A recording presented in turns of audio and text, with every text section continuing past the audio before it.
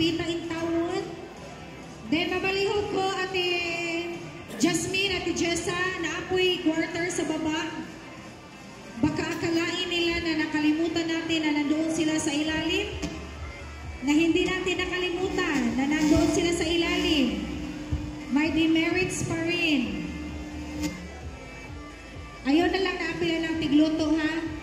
Kay maitsahan ka nagmantika dira. Ayaw na sila. Kaya nagluto na biya sila para ugma pamahaw. Sige. So, isuroy ninyo, and then pangutan-a. Taga-asa ka. Kunya, pag muingon, -5 dayon, demerits dayon. Sige, ilista. Kinsa man na sila. Pangutan-a sila eh. Na may gabi eh. Ibasibil ito kung ano mo nakita. Na may gabi eh, taga-asa ka. Anaan.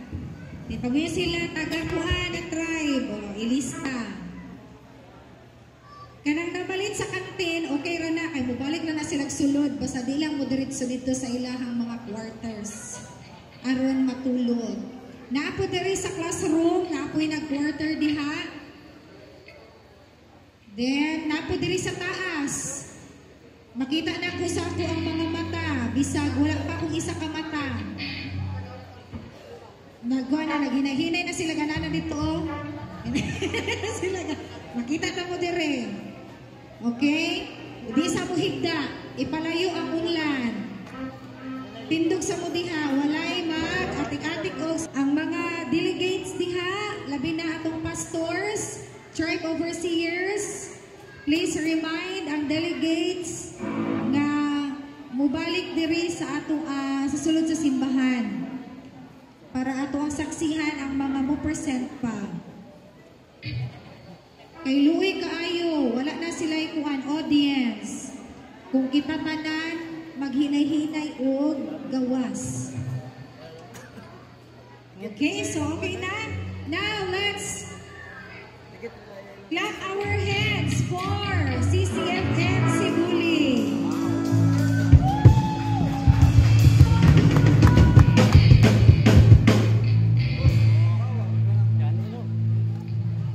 Maayong gabi sa tanan.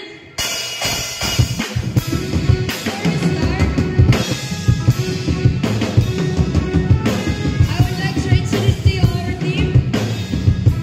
This is Chivo Iroy from Cebu.